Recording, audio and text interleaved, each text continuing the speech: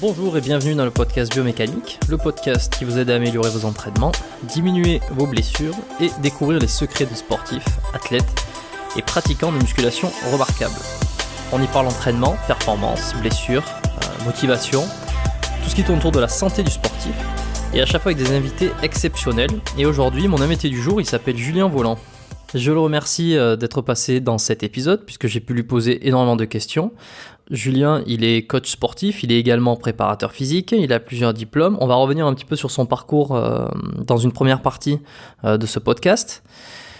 On va ensuite parler beaucoup de formation, de cursus, de tout ce qui est le paysage du coaching en fait. Cet essor qui s'est fait depuis les dernières années. Le marché du coaching, du fitness a complètement explosé. Vous allez voir s'il reste encore de la place en tant que coach. Quelles sont les différentes voies pour devenir coach, pour devenir préparateur physique, comment entraîner des athlètes de haut niveau. Et puis je lui demandais son avis et on a passé un petit moment à discuter sur ça aussi. C'est finalement quel avenir pour les futurs coachs. Est-ce que les formations vont être de plus en plus qualitatives ? Est-ce que les coachs diplômés à l'avenir vont être mauvais, on va dire ? À qui faire confiance, en tout cas dans les compétences, dans ce monde un petit peu où l'information circule extrêmement vite. Alors on a fait un tour sur tout ça. Et si vous êtes intéressé par le milieu du sport, je pense que ça peut grandement vous intéresser parce que Julien, en plus d'être coach sportif et d'être préparateur physique, il est formateur BPJEPS. Donc je pense qu'il a une bonne expérience et une bonne vision par rapport à ça. Et ça a évidemment alimenté toutes mes questions et mes interrogations par rapport à ce sujet. J'avais beaucoup de questions à lui poser concernant des techniques d'entraînement pour la préparation physique. Est-ce que c'est le genre de techniques qui peuvent être utilisées par un sportif lambda pour améliorer ses performances ou ses résultats ? Également sa santé peut-être. On a parlé gainage, on a parlé de pliométrie. Bon, vous le voyez sûrement, cet épisode il est un peu long. Je pense que ça fait partie des plus longs épisodes qu'il y a sur mon podcast. Ne vous fiez pas aux 1h30 et quelques qu'il y a écrit sur l'application. Mettez vos écouteurs, mettez votre casque, faites vos affaires, faites le ménage, faites votre cardio, peu importe en écoutant parce que il y a énormément d'informations très pertinentes dans ce podcast. Parmi tous les sujets qu'on a abordés dans cet épisode, vous allez notamment découvrir quels sont les différents cursus pour devenir entraîneur et également préparateur physique pour des athlètes de haut niveau dans n'importe quel sport d'ailleurs. Vous pouvez être préparateur physique en foot, en motocross et j'en passe. On va voir quelles sont les réelles différences entre ce qu'on appelle un personal trainer, le coach que vous voyez en musculation sur on appelle ça le plateau musculation dans vos salles de sport, dans votre gym, et un préparateur physique. Lorsqu'on veut se lancer dans ce domaine, est-ce qu'il vaut mieux choisir d'aller en STAPS ou de faire un BPJEPS ? Est-ce qu'il est possible aujourd'hui de vendre des programmes d'entraînement sans avoir aucun diplôme ? Il va nous fournir la réponse et puis on va discuter autour de ça. Ensuite, on va voir les critères qui sont indispensables pour être bien formé et être un entraîneur compétent. Quels sont les types de BPJEPS, évidemment, si vous voulez vous orienter plus sur les cours collectifs ou sur la musculation ou sur la force athlétique, par exemple. On va passer sur des questions un petit peu moins de métier, mais plus d'entraînement. Donc, comme quelles sont les qualités physiques que vous devriez développer en premier peut-être pour améliorer votre santé et votre longévité.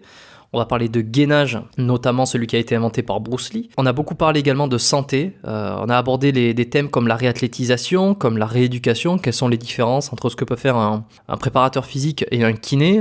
Où c'est que se trouve l'ostéopathie là-dedans ?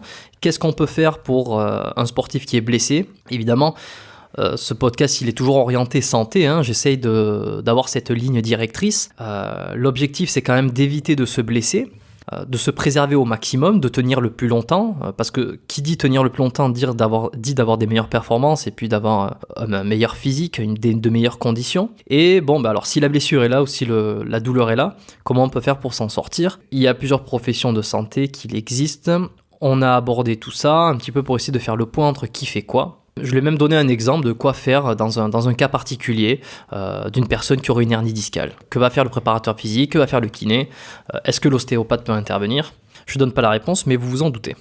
Avant de vous lâcher sur cette tonne d'informations hyper précieuses, Faites-moi le petit cadeau de fin d'année 2019. Si le podcast vous plaît, que vous êtes sur iPhone, allez dans l'application podcast d'Apple, vous faites dérouler et vous laissez un commentaire d'encouragement sur le podcast avec un avis 5 étoiles. C'est ce qui permet de faire remonter le podcast dans les rankings, comme on dit. Apparemment, c'est utile. Comme ça, il y a d'autres personnes qui découvrent le podcast. Il y a de plus en plus de lectures, d'engouement. J'invite de plus en plus d'invités et il y a de plus en plus de contenu.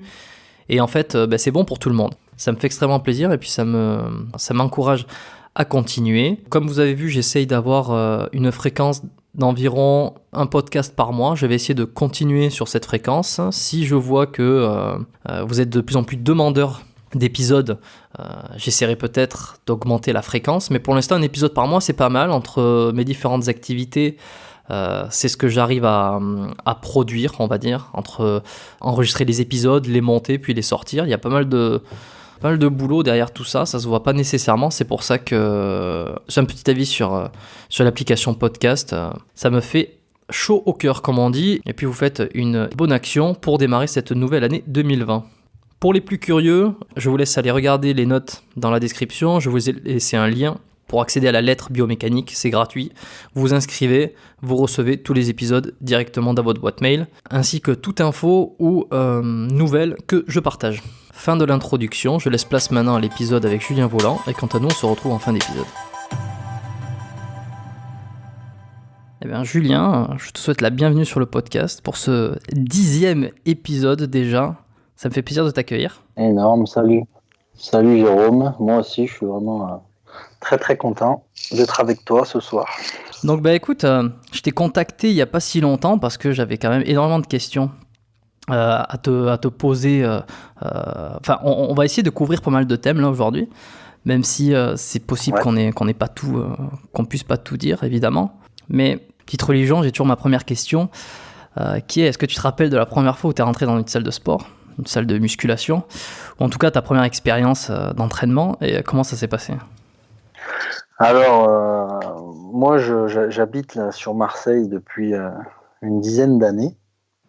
Et effectivement, il n'y a pas longtemps, sur les réseaux, j'ai posté ces questions-là en demandant aux personnes s'ils se rappelaient la première fois qu'ils étaient entrés dans une salle de musculation. Donc moi, c'était dans la région lyonnaise. C'était une école de quartier, en fait, qui ouvrait ses portes en dehors des heures scolaires pour une petite partie musculation. Donc on était très pauvres en matériel. L'adhésion, je crois qu'on était à 5 € l'année. Et on n'est pas sûr d'avoir des paires d'haltères. Hein. On avait ce qu'on pouvait avoir sous la main. Et puis c'est vrai que cette période-là m'a vraiment marqué. On enchaînait notre petite séance de musculation de quartier par bien évidemment un match de football. Donc voilà,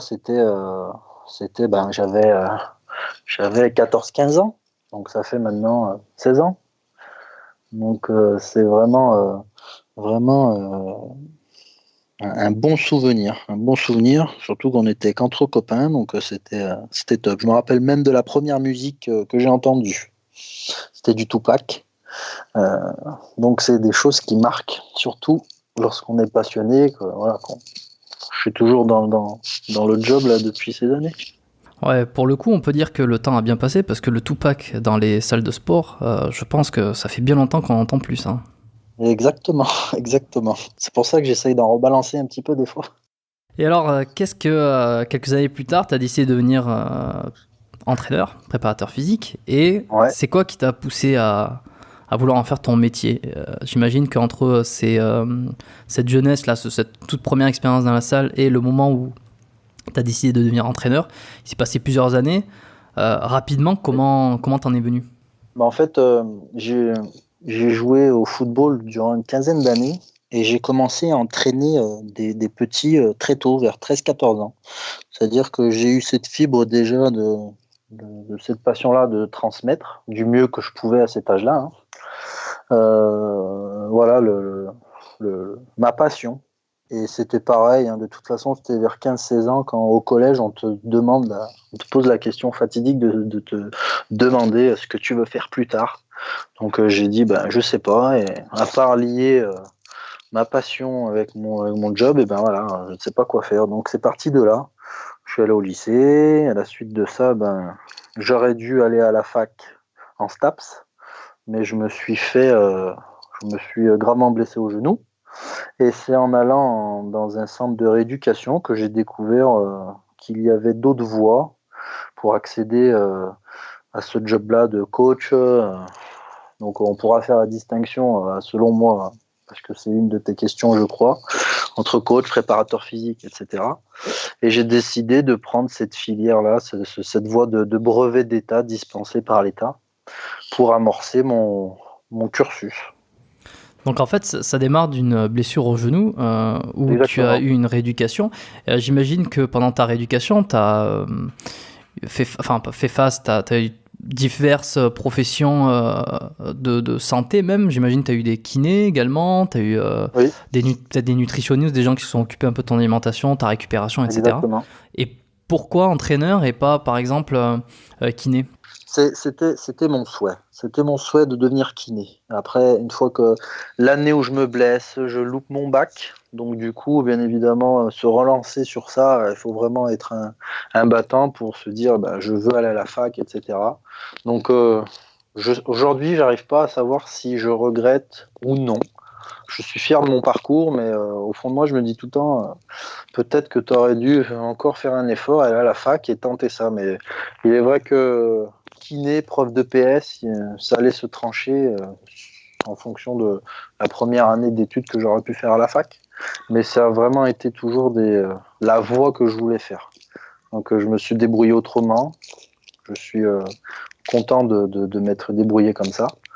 Et voilà, ça veut dire que tous ces contacts-là que j'ai eus, même de mon chirurgien, avec lequel je suis toujours en contact aujourd'hui, m'ont permis d'avancer sur les questions que j'avais à faire sur les divers projets, dossiers, etc.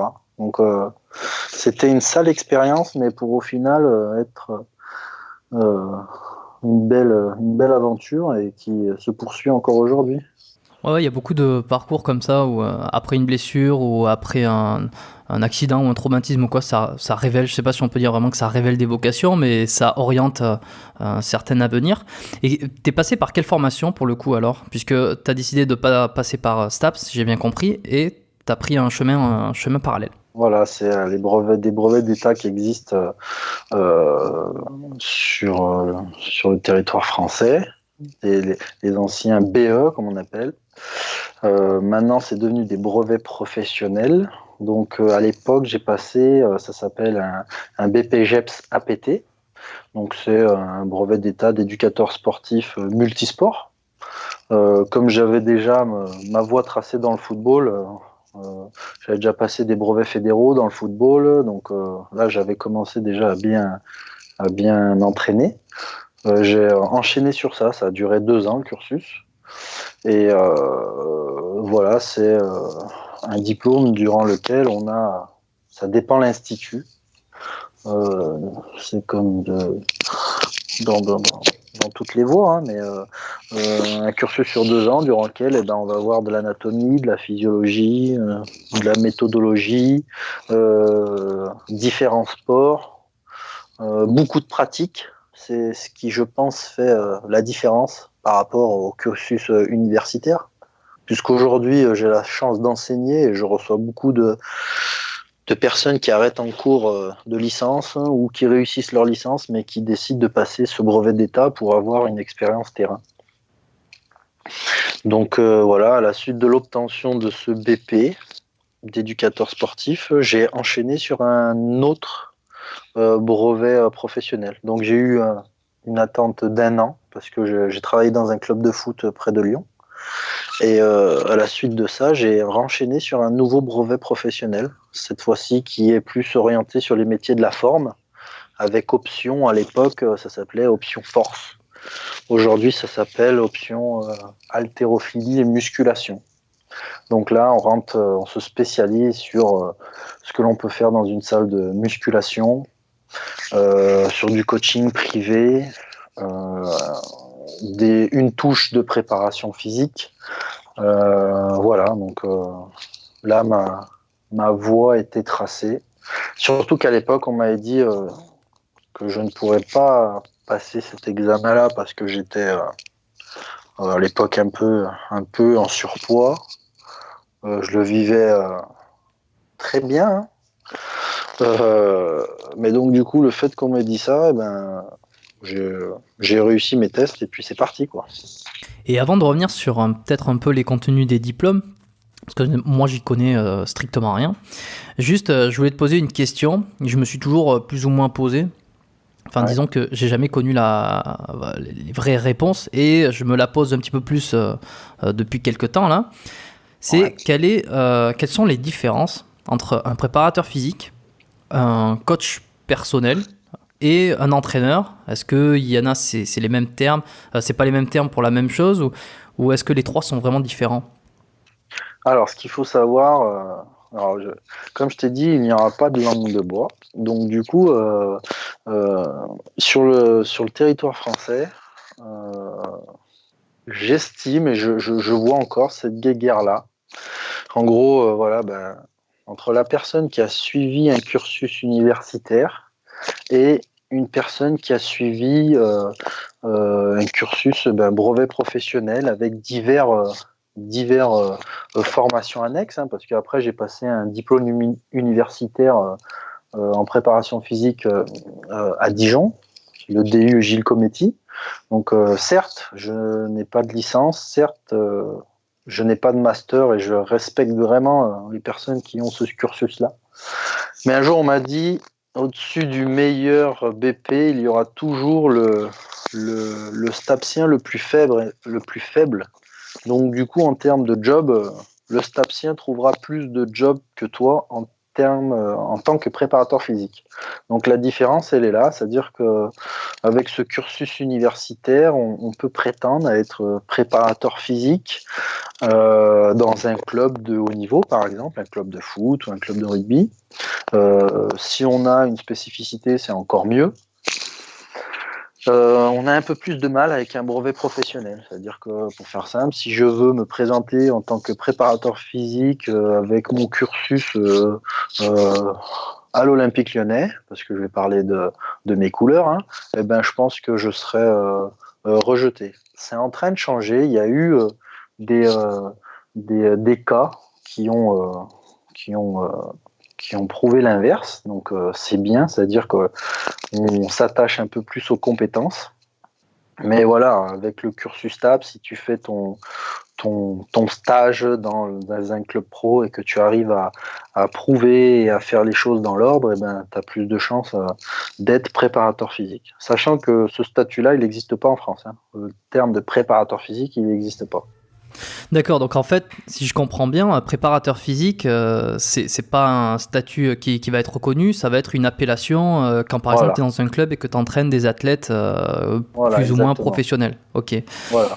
Après, l'entraîneur, lui, va être là pour le tactique, le technique de la discipline. Voilà. Et puis pour le coach, le coach, le personal trainer, il va s'occuper de, d'une clientèle qui est plutôt dédiée à une salle de musculation ou dans une box de CrossFit, hein, sur du coaching privé, sachant que le préparateur physique peut aussi faire du coaching privé dans un parc, hein, s'il le souhaite, s'il a des clients. Donc c'est pour ça que c'est un peu farfelu. Je sais qu'il y a des associations qui ont voulu codifier un petit peu ça, donc je m'en suis pas plus intéressé que ça. Voilà, moi aujourd'hui je peux te dire que je, je fais du coaching privé sur des clients lambda sur de la perte de poids. Je vais faire de la préparation physique à des athlètes. J'en ai eu un petit peu. Donc ce n'est pas rien, quoi. Je suis dans les différents domaines. Ok. Et j'ai cru entendre dire, tu vas me corriger si je me trompe, mais sur Internet, on voit beaucoup de, je sais pas si on peut appeler ça des influenceurs ou des mecs qui font des vidéos, qui partagent leurs connaissances. En fait, on ne sait pas réellement s'ils sont diplômés, si ce sont juste des passionnés qui donnent des conseils. Et eux, ils auraient le droit, en fait, tu peux avoir le droit de vendre des programmes de musculation, de force, de perte de poids, peu importe en fait. Tu peux vendre des programmes, même si tu n'es pas diplômé, que ça soit STAPS ou BP GIEPS ou autre chose. Est-ce que c'est bien ça? C'est monnaie courante. C'est pour ça que je, je me bats tous les jours pour essayer de véhiculer la bonne parole. Donc, je ne sais pas si j'ai la bonne parole et je ne sous-estime pas la personne qui n'a pas de diplôme et qui donne certainement de meilleurs conseils que moi ou un meilleur enseignement que moi. Mais c'est monnaie courante, ouais. On a beaucoup de personnes qui exercent sans diplôme. Donc on en revient vraiment au principe où chaque consommateur, enfin chaque personne va être responsable de qui a fait confiance, des conseils. C'est-à-dire, c'est comme si finalement la faute, elle était plus de ceux qui donnaient le conseil, quand le conseil est pas bon ou quand les programmes sont pas bons, mais c'est plutôt la responsabilité de chacun de se dire est-ce que ce programme-là ou cette personne-là est compétente, diplôme ou pas diplôme, puisque finalement si c'est pas encadré, s'il y a pas d'espèce de loi comme ça par-dessus qui encadre bien les trucs, ben c'est à chacun d'aller se renseigner suffisamment pour savoir si le conseil est pertinent, s'il y a de l'expérience derrière, s'il y a quoi que ce soit. Parce Exactement. que c'est dans plein de domaines comme ça finalement, mais c'est de plus en plus aujourd'hui avec Internet, avec toute cette propagation d'informations.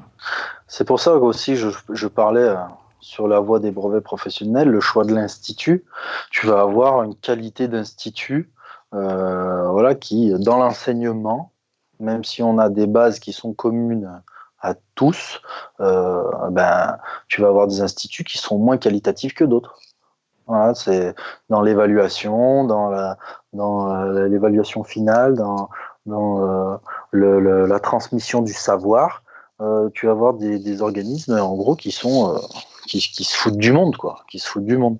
Donc, je suis peut-être un peu cru, mais c'est ce que je constate. Voilà, c'est-à-dire que si tu te présentes en disant j'ai un BP, un brevet professionnel issu de cet institut-là, eh ben, oui, tu seras comme au Canada, plus apprécié. Voilà, c'est-à-dire, effectivement, il s'est bien orienté. Après, on n'a pas le choix. Hein. On n'a pas le choix parce qu'il y a certains. Moi, je travaille dans un institut privé, donc pour avoir des demandes de financement, etc., c'est très dur. Il y a certains instituts qui ne fonctionnent qu'à ça, c'est-à-dire que tu ne reverses pas un centime pour passer ton diplôme. Mais le diplôme, il peut osciller entre 4 et 6 000 euros. Hein. Ça dépend voilà, de l'institut, encore une fois. Et si on voudrait guider un petit peu tous ceux qui aimeraient se lancer dans une formation pour devenir coach, parce qu'on sait que c'est extrêmement à la mode, et j'ai l'impression que ça l'est de plus en plus, c'est terrible. On dirait que c'est vraiment... alors je sais pas si j'ai un biais moi-même, parce que je regarde un petit peu ce qui se fait autour du sport, et de la condition physique, de la préparation, etc. Mais j'ai l'impression qu'il y a un boom absolu. Et pour ceux qui se posent les questions, on va pas les décourager, évidemment. Ça va pas, le podcast va pas parler de ça, hein. Mais est-ce qu'on pourrait les guider, par exemple, pour choisir une bonne formation ? Que doit contenir une bonne formation ? Je pense qu'il faut avoir déjà voir la qualité déjà de communication qu'il peut avoir dans l'institut, c'est-à-dire le relationnel dès la première prise de contact. Est-ce qu'un dossier va être pris au sérieux? Est-ce qu'on va s'occuper de la personne directement, etc. Donc je pense que ça passe par là. Sur les recherches de stage, beaucoup de stagiaires arrivent déjà avec une structure qui va leur permettre de rentrer en formation. Certains arrivent sans structure, donc nous on est un organisme où on va appeler donc, tu sais, on a un listing de salles, de box de CrossFit ou de kinés qui sont susceptibles de recevoir des stagiaires. Donc on essaye de se battre pour trouver des structures de stage pour ceux qui n'en ont pas et qui ont un bon profil pour nous. Voilà. Et après, on est capable de répondre de suite au contenu que l'on peut donner durant la formation. Donc, c'est pour ça que nous, on ne se cache pas face à ça.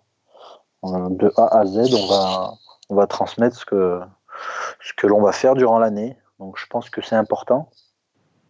Et après, on aime bien demander, nous, comment on nous a connus. Voilà, comment on nous a connus. Donc ça nous permet aussi de pas mal nous aiguiller. Et souvent, c'est ça. Ben, moi, j'ai passé mon diplôme chez Prépasport. Et ben, fonce. Voilà, fonce, vas-y, les yeux fermés. Tout à l'heure, tu m'as parlé de BPJEPS ou en tout cas d'une formation spécifique force et musculation. Oui. Donc, j'imagine qu'il y a plusieurs BPJEPS. C'est ça, si je comprends bien. C'est quoi les différentes formations et leur petite différence entre elles là, pour quelqu'un qui voudrait devenir entraîneur, mais c'est quoi? Parce que pour aller sur le... Ouais, il sait pas où aller entre c'est quoi les cours collectifs, le plateau muscu, la force, le truc, l'endurance. Moi, je suis un peu perdu, tu vois. Alors nous, dans les métiers de la forme, on a la voie haltérophilie musculation et on a la voie cours collectif. Donc, c'est-à-dire que c'est 2 mentions à part qui durent 9 mois. Durant 9 mois, tu es en formation. Tu alternes entre l'école et puis ta structure de stage. Tu as un certain nombre d'heures de stage à faire. Après, on a un BPJEPS qui est spécial dans, comme je l'ai dit, sur le multisport. Donc, tu vas toucher à tout. Sur de l'initiation, basket, handball, football, tous les sports co, les sports de raquettes, etc. Après, tu as d'autres BPJEPS qui vont être un peu plus spécifiques. On dispense, nous, le BPJEPS football, le BPJEPS handball, le BPJEPS basket, rugby. On a même le BP équitation. On a le natation. Qu'est-ce qu'on a encore? On en a beaucoup quand même. Hein. C'est-à-dire que chaque fédé, normalement, s'est transformé en BP. Donc ça veut dire par exemple quelqu'un qui voudrait uniquement être coach ou s'occuper d'athlètes ou de personnes qui font de l'équitation, il ferait un BPJEP spécial équitation. Voilà, donc ça lui permet de se lancer. Et après, bien évidemment, normalement, chaque fédération a des diplômes qui sont propres. Lorsqu'on parle d'entraînement, c'est-à-dire qu'avec un BPJEPS, tu peux très bien rentrer dans un club, t'occuper de jeunes, d'ados, même de seniors. Mais après, lorsque tu montes en niveau de pratique, tu vas être obligé de passer des brevets fédéraux qui sont propres à ta discipline. Là, on parle plutôt d'entraînement, voilà, devenir entraîneur.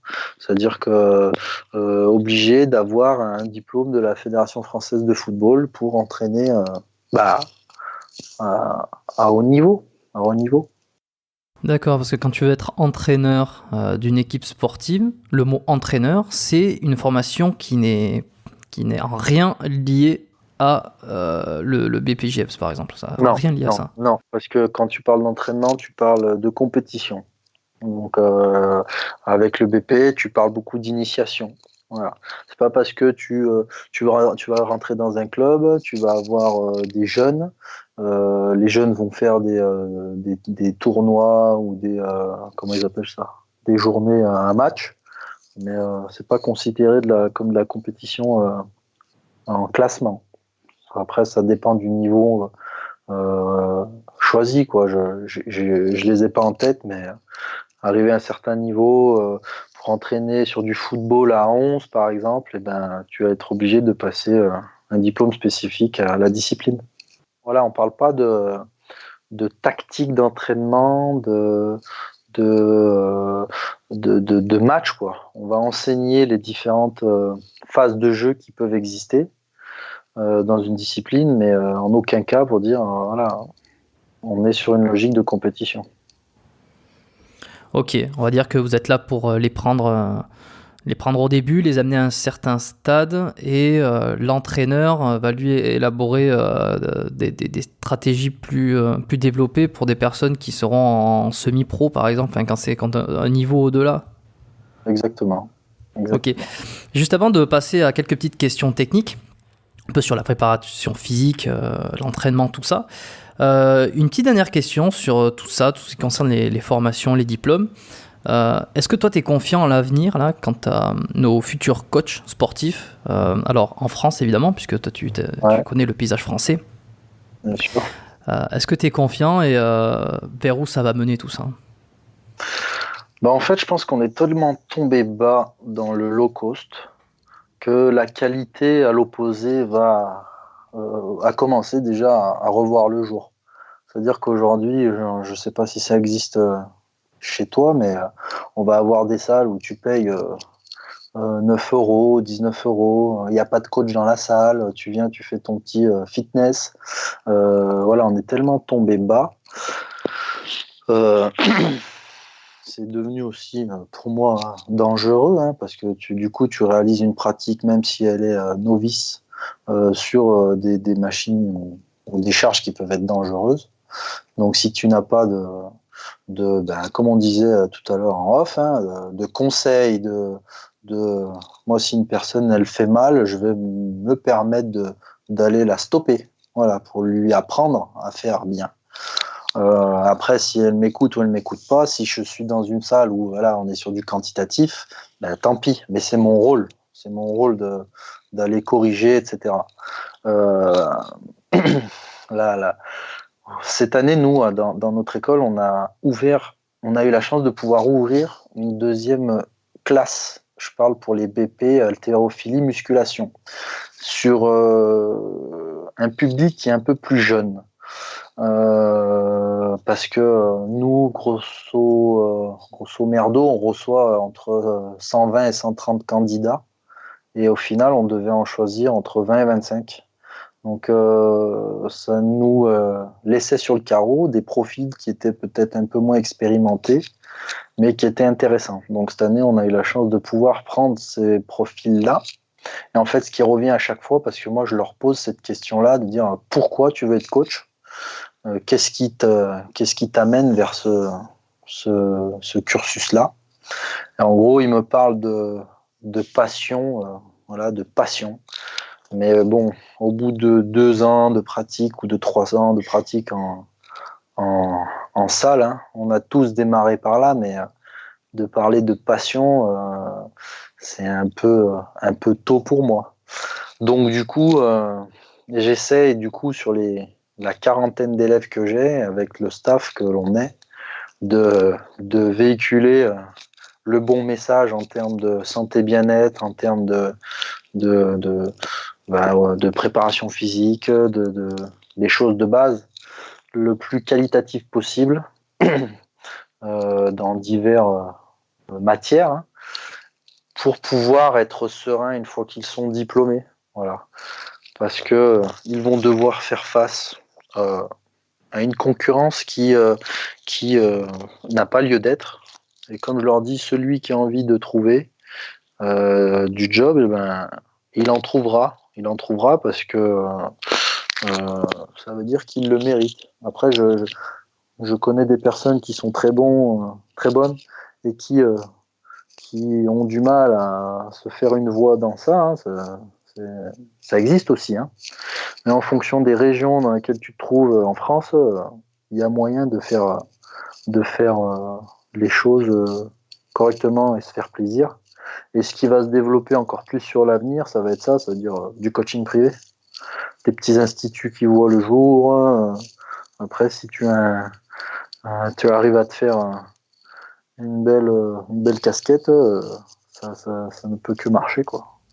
Pour en revenir un peu sur toi, ta confiance, tu vois, j'insiste un peu pour avoir ton vrai avis, parce que on voit effectivement que la concurrence devient de plus en plus énorme, l'offre de coaching, l'offre de conseils, même si on va sur le web, tu vois, je veux dire, c'est que ça soit sur Google, que ça soit sur YouTube, que ça soit sur Facebook, enfin peu importe les plateformes, en fait, je veux dire, il y a une abondance d'informations qui des fois ne valent rien. Et d'ailleurs, je pense que Albert, avec qui j'ai enregistré le podcast, c'était pas pas le podcast précédent, mais celui d'avant. Je vous invite tous à aller écouter, c'est le podcast numéro 8 avec Luis Albert Pinto Sanchez, très intéressant. Et c'est vrai que lui, c'est quelque chose qu'il essaye de dénoncer énormément, c'est qu'il y a de plus en plus de gens qui se mettent à parler de fitness, à parler même de santé, d'exercice, de musculation, et qui disent n'importe quoi. Et j'imagine que c'est aussi une des conséquences qu'il y a beaucoup de diplômés, il y a beaucoup de demandes, beaucoup de jeunes qui sortent diplômés, qui sont coachs, donc de plus en plus. Parmi ceux-là, il y en a beaucoup qui vont lancer leur chaîne, leur blog ou peu importe. Et toi, pour revenir à cette question initiale, c'est est-ce que tu es confiant sur les futurs coachs, ça va être de plus en plus qualitatif, ou tu penses qu'en l'état actuel des choses, il y a une espèce de nivellement par le bas qui fait qu'on va se retrouver avec des gens, des coachs en salle, qui finalement n'ont aucune idée je sais pas moi, de ce que contiendrait un brocoli, de longueur de clavicule, de ce que c'est qu'une tendinite, ou alors de bien faire un mouvement, ou peu importe, tu vois. En fait, je vais être confiant sur les 40 que je vais avoir là. Je vais être confiant sur les 20 ou 25 élèves que certains instituts vont avoir en France. Sinon, sinon non, j'ai peine pour mon job, quoi. C'est pour ça que des fois je me dis putain, j'essaye de me battre et mes efforts sont peine perdue, quoi. Donc j'essaie vraiment de me concentrer sur la quarantaine d'élèves que j'ai pour faire les choses très bien, pour qu'ils viennent broyer tous les imposteurs et ceux qui n'aiment vraiment pas leur job et qui sont apparus là parce que ça c'est la mode, hein. J'ai vu de la lumière, et j'ai décidé de passer un diplôme pour être coach, voilà.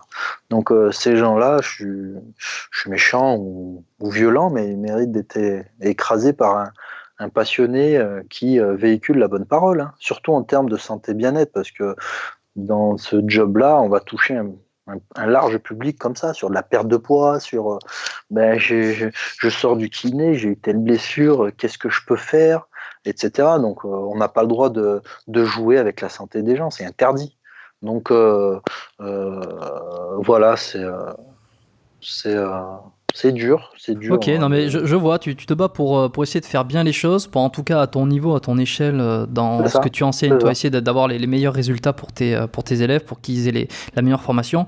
Mais je comprends bien qu'actuellement, si rien ne bougeait, que ça continuait comme ça, il y a de plus en plus de coachs qui vont sortir et qui seront pas nécessairement efficaces et compétents, on va dire.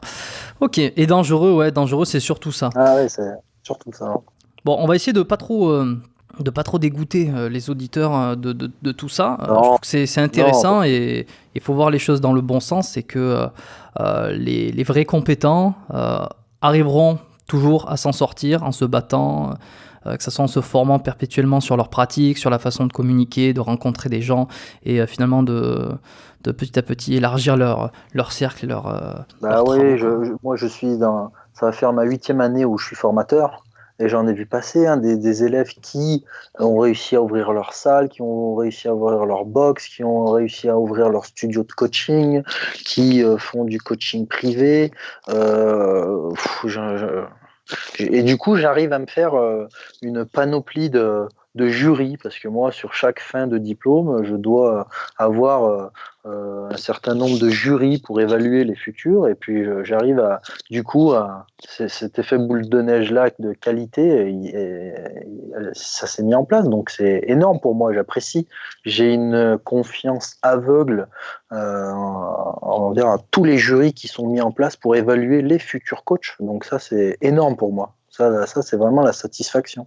Donc oui, il y en a qui ont arrêté parce qu'ils se sont trouvés là par hasard, mais on a eu beaucoup de réussite, quoi. C'est-à-dire que si tu arrives à ouvrir ta box et qu'elle tourne, c'est, dans la concurrence qu'il y a, c'est énorme.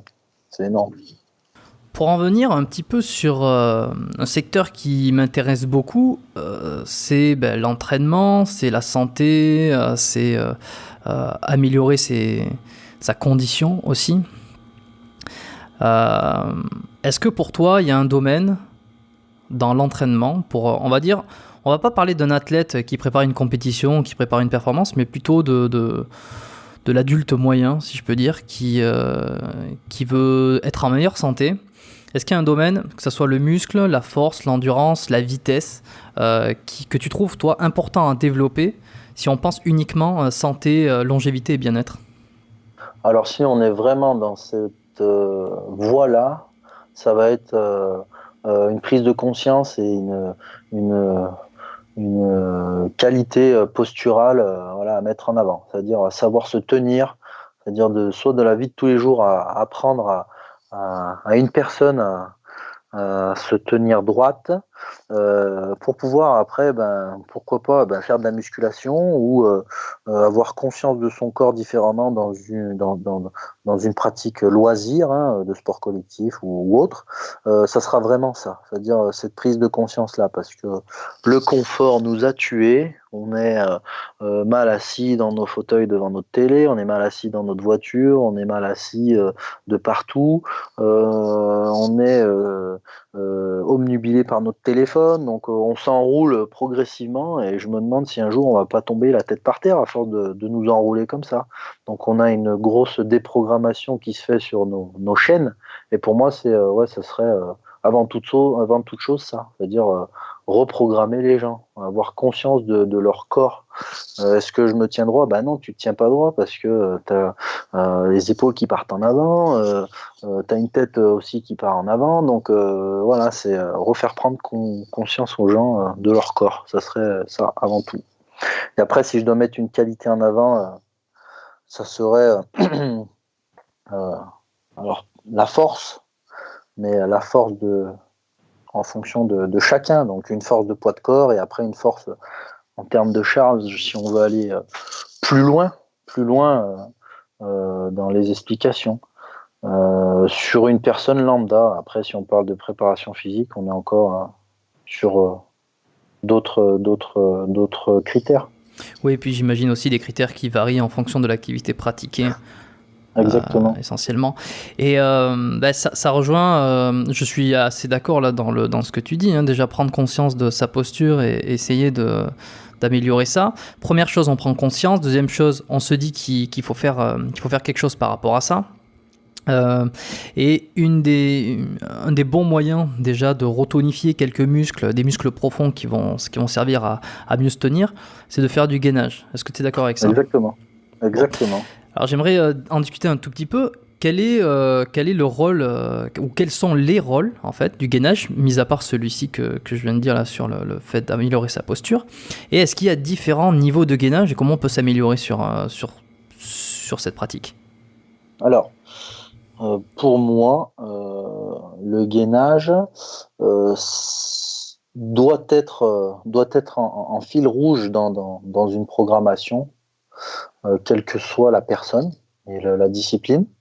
Euh, euh, pour moi, le gainage, il va être centré sur une zone, la zone lombo-abdominale, hein. C'est-à-dire que notre centre est là.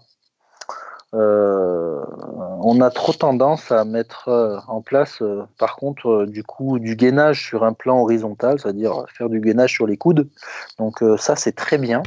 La fameuse Mais planche. malheureusement, c'est pas ce qui se passe dans la vie de tous les jours. Ça veut dire qu'on oublie le gainage sur un plan vertical. J'aime bien, moi, mettre les gens sur un Swiss ball assis, sur un Swiss ball à genoux, et essayer de tenir en équilibre et de gérer justement cette zone-là qui est importante du bassin. Et après, vite basculer sur un gainage qui peut être dynamique parce que ça c'est la vie de tous les jours, c'est à dire que si je suis amené à marcher dans la rue d'un seul coup, je dois faire un changement de direction parce que j'ai vu mon bus passer et je dois le rattraper, et il va falloir que mon gainage y suive d'un point de vue lombo-abdominal quoi. Donc voilà, et après sur les qualités physiques, on va avoir des gainages un peu qui sont dû à chaque discipline. Par exemple, un handballeur qui va faire un tir en suspension, lorsqu'il est en apesanteur, il se doit de répondre de la meilleure des façons d'un point de vue postural, c'est-à-dire s'il veut produire de la force. Donc on en revient encore à cette zone-là des abdos et des lombaires. Il va falloir être fort sur cette zone-là. Donc voilà. Et t'en penses quoi toi du gainage? J'avais vu ça et c'est vrai que j'ai essayé de pratiquer ça il y a quelques années. C'est le Dragonfly, je crois, ça s'appelle. Tu sais, Ouais. tu démarres d'en haut là. Alors franchement, pour décrire ça en audio, je vais te laisser le C'est, faire peut-être parce que je vais pas y arriver moi. voilà, ça c'est le célèbre Bruce Lee qui avait mis ça en place. Hein. Ça veut dire que il a pour point fixe sa chaîne, sa ceinture scapulaire, c'est-à-dire qu'il est en appui sur les omoplates, il se tient par le biais des mains et il va relever l'ensemble de son corps et descendre sur un plan horizontal Ouais, petit à en petit en faisant déroulant. petit à petit, voilà, en déroulant ou même sur une descente qui est assez linéaire, hein, sans dérouler. Voilà, donc ça c'est vraiment le type de gainage qui sera, ça sera l'étape ultime. C'est-à-dire que si tu arrives à maîtriser ton corps ainsi, en termes de gainage, on va être pas mal, quoi. On va être pas mal. Après, il y a d'autres muscles qui vont entrer en jeu, hein, sur la force de saisie, même au niveau des mains. Il va falloir dissocier aussi cette ceinture thoracique, hein, qui est importante, être solide. C'est pas un mouvement qui est très agréable à réaliser, hein, mais voilà, si on arrive à le mettre en place, c'est solide, quoi. Ouais, et puis très difficile. C'est vrai que ça fait partie de ces gainages où, je veux dire, c'est pas, tu t'essayes pas de faire un Dragonfly le premier jour où tu te remets au sport. Bon, c'était pour la petite anecdote. Et alors, la pliométrie, moi j'ai découvert ce terme il n'y a pas si longtemps que ça. Est-ce que tu pourrais nous définir ce que c'est exactement que la pliométrie et son intérêt en fait? Bien sûr. Enfin, je vais essayer, hein, du mieux que je peux. Euh, Si on tient en compte les différents modes de contraction qui existent sur un muscle, c'est-à-dire l'excentrique avec un muscle qui s'allonge, le concentrique avec un muscle qui se raccourcit, la contraction isométrique sur un muscle qui va être sur des fibres qui vont être statiques sur un angle donné. La pliométrie, elle va un peu mélanger, un peu même beaucoup, l'ensemble de ces modes de contraction. Et si on parle de pliométrie sans parler du cycle étirement-raccourcissement, eh ben, on ne parle pas de pliométrie. Euh, on, on se doit, je prends le problème à l'inverse avant de l'expliquer, mais si on veut faire de la pliométrie, de répondre à une question qui est simple, c'est pourquoi je veux faire de la pliométrie, et surtout, est-ce que je suis prêt à faire de la pliométrie? C'est-à-dire que si je n'ai pas un entraînement qui m'a éduqué à l'ensemble des contractions musculaires qu'il existe, on ne pourra pas faire de pliométrie parce que ça peut vite être traumatisant. Donc la pliométrie, on va être sur un cycle d'étirement-raccourcissement, c'est-à-dire on va jouer sur une phase excentrique musculaire sur laquelle le muscle va emmagasiner un maximum d'énergie pour être couplé aussi avec le réflexe myotatique pour pouvoir une énergie musculaire qui va être répercutée sur le concentrique. Là, on parle tout simplement, si on veut un exemple, c'est-à-dire un bond d'un plint, c'est-à-dire je pars d'un plint, je me laisse tomber et boum, j'explose le plus haut possible ou pourquoi pas le plus loin possible. Voilà, c'est un mode qui va emmagasiner un maximum, énormément de force. Juste, est-ce qu'on bénéficie aussi de l'énergie élastique? Parce qu'on sait que quand on, par exemple sur un squat sauté, lorsqu'on descend et qu'on laisse pas le temps en fait de se reposer en bas, limite on rebondit, en fait on bénéficie vraiment de cette élasticité des fibres musculaires emmagasinées. Est-ce qu'il y a de ça aussi dans la pliométrie? Bien sûr, bien sûr. En mettant en place ce mode de travail-là, on va avoir un gain qui sera énorme sur la coordination qui sera intermusculaire et même intramusculaire, hein, avec une synchronisation des unités motrices qui sera différente. Donc du coup, on aura un gain énorme sur la poursuite de l'entraînement. C'est-à-dire que si on arrive à mettre en place de la pliométrie, donc sur un public qui est apte à recevoir ça, on va gagner en force, quoi, en force maximale. On va gagner en force maximale. Et ce n'est pas pour rien qu'on ose, si on a l'accord du kiné et si on arrive à bien se coordonner, à intégrer ça dans des protocoles de réathlétisation. Mais alors comment on fait pour savoir si on est apte à recevoir de la pliométrie dans ce cas-là? Si moi demain ou même tout à l'heure, là je vais faire du squat, je vais faire... bah ouais, tiens, on va prendre le squat. Et je me dis, tiens, j'ai écouté Julien et ça a l'air hyper intéressant de faire des jump squats, comme on appelle ça, pour augmenter ma force. Comme ça, peut-être que je vais pouvoir gagner 10 kilos sur mon squat, etc. Déjà, de 1, est-ce que ça marche comme ça? J'imagine que non, mais tu vas peut-être nous le confirmer. Et comment je fais pour savoir si ça va être utile pour moi et dans quelles conditions en fait? Donc du coup, c'est ce que je te disais tout à l'heure sur répondre pourquoi je veux faire ça. Donc effectivement, j'ai dit qu'on allait avoir un gain de force. Par contre, il est nécessaire d'avoir eu une éducation donc du coup à l'entraînement sur les différents modes de contraction, c'est-à-dire comprendre le concentrique. Ça va être le mode de contraction qui date des années du début de la musculation. Après, oser mettre des protocoles sur de l'excentrique avec une phase qui va être contrôlée par un tempo ou par une charge différente. Pourquoi pas l'isométrie aussi, bloquée sur des angles précis. Donc ça veut dire qu'il faut que le corps il soit apte à jongler avec ces différentes contractions musculaires. Après, on va avoir aussi, et parce que tout est lié, mais c'est-à-dire, est-ce que j'ai conscience de mon corps? C'est-à-dire, est-ce que j'arrive à faire des bonds sur place sans avoir un valgum qui est récurrent, sans avoir un bassin qui n'est pas en place? Juste pour rappel, le valgum, c'est l'angle qui se fait au niveau du genou avec on va dire la jambe. Ouais, le genou est par l'intérieur. Ouais, en X, pour ceux qui auraient du mal avec le valgum. Et voilà, tu as bien raison de souligner. Donc les jambes en X, c'est-à-dire je peux demander à une personne de sauter d'une marche et de se réceptionner, de faire un saut lambda. Donc sur ses premiers sauts, il va rien lui arriver parce que peut-être qu'il en fait tous les jours dans sa vie, comme j'ai dit, en courant derrière son bus. Mais si on l'éduque sur un organisme qui n'est pas prêt, rien qu'en termes de posture et de gainage, on ira au drame. On ira au drame parce que l'éducation à la pliométrie, au début, on va dire qu'elle va être, entre guillemets, simple par une éducation au bond, sur des bonds horizontaux, des bonds verticaux, même une conscience de pied sur de la corde à sauter, par exemple, avant de passer sur une pliométrie qui sera haute, sur des sauts qui sont hauts, et même avec une pliométrie qui sera du coup chargée, quoi. Et là, on est sur une autre catégorie, quoi. Donc, ce n'est pas donné à tout le monde. Ça va être un thème qui va être commun à différentes, à beaucoup d'activités collectives, de sport collectif ou de sport individuel. Hein. Des sauts, on en retrouve de partout. Hein.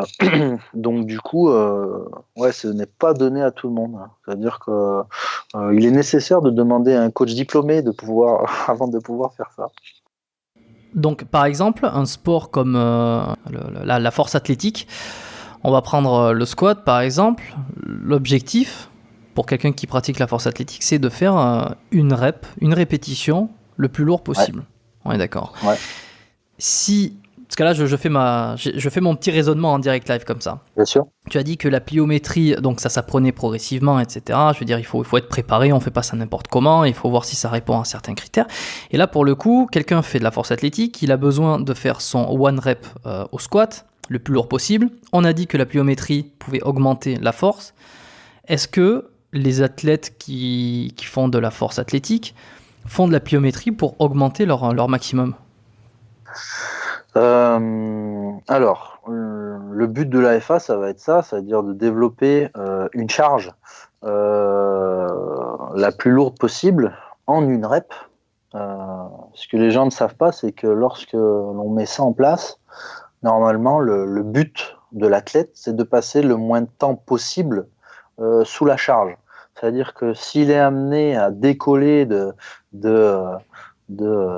10 cm du sol en explosant sa barre, en partant du bas, il le fera. Donc, il va donner l'intention de ça. Donc, oui, je pense qu'il est nécessaire que un athlète de force athlétique, il est nécessaire qu'il travaille ce mode de travail pour pouvoir gagner en force. On a les haltérophiles et de nombreux athlètes en FA qui sont très explosifs et il y a eu des concours qui ont été faits, on peut les voir sur YouTube où l'athlète qui fait de la force athlétique fait des bonds énormes sur un assemblage de disques de plate, voilà, sous forme de jeu. Donc c'est des personnes qui savent maîtriser ce couplage excentrique-concentrique. Donc ouais, ils sont obligés de faire de la pliométrie. C'est logique. Par contre, un mec qui veut améliorer sa masse musculaire, comme il pourrait y en avoir pas mal qui pourraient écouter ce podcast, qui souhaiterait développer, on va dire, son harmonie musculaire, développer des muscles, avoir plus de masse, il n'aurait pas vraiment d'intérêt à pratiquer la pliométrie. Ou alors à un moment donné, pour grandir encore, c'est-à-dire qu'il a compris tout ce qui se passait sur différents modes de contraction, donc pour grandir, il pourrait être amené à ça. Voilà, c'est-à-dire que c'est la question qui revient, ça. Mais ça, peut-être pour déjà quelqu'un qui pratique depuis plusieurs années, qui a une expérience. C'est peut-être pas celui qui s'inscrit à la salle de sport, ça fait 6 mois qu'il s'y est mis, il a très légèrement amélioré sa silhouette et il écoute ça, il se dit « Oh, la pliométrie, c'est le succès assuré pour décoller au maximum mes charges et devenir comme Dwayne Johnson. » Non, mais, ouais. Mais en 6 mois, il n'aura pas eu le temps d'exploiter l'ensemble du travail à faire rien que sur le mode concentrique déjà, encore moins sur l'excentrique et sur l'isométrie. C'est-à-dire que il ne faut pas sous-estimer l'ensemble des modes de contraction, mais le mode excentrique, ça va être le mode de contraction le plus fort du corps humain. C'est-à-dire qu'en gros, je suis capable de descendre une charge sur les épaules à 100 kg, mais de contrôler la descente, mais je ne serai pas capable de la remonter. Donc voilà, avant de faire ça, et sur une pratique de personne lambda dans un gym, dans une salle de musculation, personne ne fait ça. Personne. Il faut déjà avoir un niveau assez élevé pour pratiquer la pliométrie, ou alors avoir une activité où ça a réellement un sens de pratiquer la pliométrie, où ça fait partie des priorités, quoi. C'est pour le sportif lambda, il n'y a pas d'intérêt spécifique. Ok. S'il a envie de grandir plus tard, on verra bien, mais il a le temps. Ouais, d'abord il va manger de la soupe, comme on dit. Ouais, exactement. On a parlé là pas mal effectivement entre le gainage, la pliométrie, que ça a des intérêts en fonction des pratiques, de la pratique et du sport pratiqué. En tout cas, quand on parle de la préparation physique plus que de la musculation en soi. Toi, comment tu prépares un athlète ? Alors, avec les différences en fonction des sports, mais est-ce que tu as une ligne commune, par exemple ? Eh ben, en fait, je veux partir aussi de mon protocole de base, c'est avant tout d'un point de vue postural, comment il se comporte. Déjà d'une, dans la vie de tous les jours, et après d'un point de vue postural, ce que sa discipline lui demande. Ça fait quelques années déjà que je suis un pilote de moto, donc sa spécialité c'est le supercross et le motocross. Ça peut faire aussi jaser, mais je suis jamais monté sur une moto. Donc, comment comprendre ce que l'athlète subit sur une moto ? Malheureusement, peut-être qu'un jour je monterai pour rigoler et pour le faire rire, mais je ne pourrai jamais comprendre exactement ce qu'il ressent. Mais par le biais d'échanges, par le biais d'observation de nombreuses courses surtout des heures de course, moins sur les entraînements, mais arriver à comprendre ce qui se passe sur la moto. Donc à partir de là, je vais orienter son travail par rapport à son entraînement, par rapport à sa discipline. Quelles sont les qualités qui vont lui permettre d'être premier, de gagner. Donc ça va se passer comme ça. Après, à essayer d'analyser, est-ce qu'il a des faiblesses, que ce soit des faiblesses posturales ou des faiblesses physiques. Au début, j'ai fait des erreurs. Hein. Je me suis cassé la bouche sur ce pilote de moto en me disant euh, en fait, il a besoin de ses jambes, donc il est nécessaire qu'il tienne ses jambes, la moto avec ses jambes. Donc je vais me focaliser, je vais mettre l'accent sur les membres inférieurs, et en oubliant le fait que, d'un point de vue membre supérieur, il se doit d'encaisser les coups et surtout les vibrations de la moto, en tirant sur un guidon, en poussant sur le guidon. Donc ça c'est venu après, après dialogue. Donc au fur et à mesure, on peaufine le suivi, et puis ça dépend aussi des périodes sur lesquelles on s'occupe de l'athlète. Moi, Yanis, j'ai des périodes où on se voit beaucoup sur en gros de la préparation physique générale. On essaye de parler, de dire voilà comment je me sens, où j'en suis, est-ce que j'ai des douleurs, parce que le pilote a toujours mal quelque part, hein, c'est normal, c'est un sport qui est très dangereux. Et à partir de là, on réamorce une nouvelle programmation en fonction des années, de l'expérience, de l'âge, etc. Je vois vraiment que le critère déjà primordial, c'est quand même de connaître extrêmement bien le sport de l'athlète que tu veux préparer. Exactement, c'est-à-dire qu'on parle de passion. Là, je me suis vraiment intéressé à la moto. Jamais j'aurais pu imaginer ça, mais voilà, c'est devenu un kiff.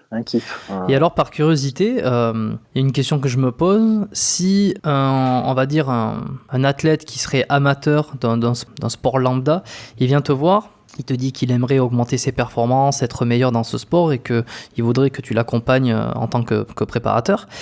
Et en fait, tu te rends compte très vite que physiquement, morphologiquement, il n'est pas du tout adapté à ce sport. Ouais. Tu vois, c'est-à-dire que tu peux pas lui casser son rêve non plus. Tu peux pas lui dire, écoute, on va s'entraîner tout ce que tu veux, mais mec, tu seras jamais un champion parce que t'y es pas du tout, quoi. Tu vois.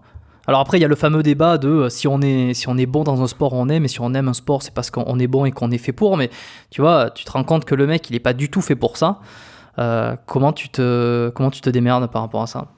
Déjà, ça veut dire que la personne, s'il est adulte et qu'il se lance dans ça, c'est un peu tiré par les cheveux, mais on peut très bien voir, en sortant un peu du sujet, mais un senior, enfin un adulte qui fait du sport en compétition, mais sur du loisir, et qui a envie d'avoir un meilleur suivi pour pouvoir vivre de son loisir sur un plus grand nombre d'années. Après, on peut par contre avoir des ados qui arrivent dans une discipline. Donc, soit ils sont vraiment j'aime pas ce mot, mais expérimentés dans la discipline, c'est vraiment, par le biais des années, une pratique qu'ils exercent depuis longtemps. Donc, du coup, là, normalement, ils sont faits pour la discipline. Et oui, des fois, on peut avoir des personnes qui arrivent et disent, effectivement, ça va être compliqué. Donc, soit je mets en avant le fait que j'ai plus de place en coaching. Ça veut dire que je ne veux pas dire que je snob ou quoi la personne, mais en gros, je veux dire que le suivi se doit d'être qualitatif. Sinon, si je ne me mets pas à fond dans le suivi, pour moi, c'est pas la peine. Donc, du coup, je peux être amené à refuser la pratique en disant je suis pris. Et après, pour répondre à ça, ça va être essayer de trouver les qualités de la personne. Encore une fois, c'est pas ses défauts, mais ses faiblesses. Et essayer de travailler autour de ça, mais c'est vraiment compliqué là. C'était un peu une question piège, mais en fait, Ouais, c'est vraiment une question qui m'est venue passer par la tête là juste à l'instant, où c'est exactement ce que je me suis dit, quelqu'un qui serait pas du tout fait pour. Il y a toujours des exceptions, hein. Des gens, on leur dit, t'es pas fait pour ça, laisse tomber, puis finalement ils deviennent des champions, mais c'est ouais, compliqué. ouais. Non, mais moi, j'ai eu des cas jeunes. J'ai eu des cas jeunes, c'est-à-dire que l'enfant avait 8 ans, 8, 9 ans. Et en gros, les parents venaient me demander ce qu'il en était. Donc là, d'un point de vue compétition au loisir, je leur demandais aussi de choisir. C'est-à-dire que moi, je peux pas enlever le rêve d'un enfant de pratiquer le foot. Euh, Parce qu'il a fait avec ses copains d'école, etc. Donc il voit le football à la télé, il a ses idoles, donc je peux pas l'empêcher de pratiquer. Donc si c'est compliqué, à l'époque j'avais été franc en disant ben, d'un point de vue compétition ça va être compliqué, mais lui faire pratiquer du football, qu'il vienne aux entraînements, qu'il a la chance d'accéder à un match. À l'époque j'avais 6 équipes de gones, d'enfants. Donc voilà, il y avait de quoi faire, quoi. Je mettais pas de côté l'enfant, c'est-à-dire que même à l'époque, j'allais tout faire pour pouvoir qu'il s'amuse de son rêve, de sa passion, et sans le mettre de côté. Par contre, bien évidemment, j'arrivais avec la manière de fonctionner que l'on avait. On avait un jour où on regroupait l'ensemble des équipes, c'est-à-dire les 6 équipes. Bien évidemment, le groupe 1, c'était l'équipe phare, hein, même chez les petits. Mais en gros, on donnait la chance aux jeunes qui avaient peut-être des difficultés avec ses pieds d'apprendre avec des garçons qui étaient un peu plus doués. Voilà, et après, ben, plus on s'approchait de la compétition, plus les groupes se faisaient. Et puis voilà, on avait ce- cette méthode d'entraînement-là. Et je trouve que c'était pas mal. Alors les gens, ils viennent te voir toi pour justement avoir une préparation physique par rapport à un sport particulier, également pour améliorer leurs conditions, que ce soit par du coaching en salle, etc. Jusque-là, je ne me trompe pas. Oui. Aussi, ils peuvent venir te voir pour de la réathlétisation. C'est quoi la réathlétisation exactement? Alors, c'est un mot déjà qui n'existe pas dans le dictionnaire. Donc, comme ça, au moins, c'est clair. C'est un terme qui est devenu à la mode depuis quelques années. Pour moi, lorsqu'on parle de réathlétisation, on parle d'athlète. C'est-à-dire que c'est un sportif qui a eu un pépin physique et qui pratique une discipline. Donc la réathlétisation, ça va être de lui permettre, de lui donner la chance de pouvoir, je vais le mettre entre guillemets, revenir le plus vite possible à la compétition, c'est-à-dire être apte à la compétition. À l'époque, quand j'étais allé en centre de rééducation pour mon genou, je me rappelle, on avait, je crois, 3 ou 4 semaines dans le centre de rééducation. Et à la suite de ça, il y avait 2 semaines en plus qui étaient dédiées aux sportifs de haut niveau qui étaient présents dans le centre. Donc c'était un peu réducteur, mais c'était déjà à l'époque vu comme ça. Aujourd'hui, eh ben, on peut très bien avoir un athlète qui est suivi par le kiné, c'est-à-dire que moi, j'ose rentrer en contact, euh, avec les kinés si c'est nécessaire, euh, pour pouvoir demander au kiné de dire ben voilà qu'est-ce qui a été fait, où on en est, pour pouvoir maintenir la personne, enfin l'athlète, en activité.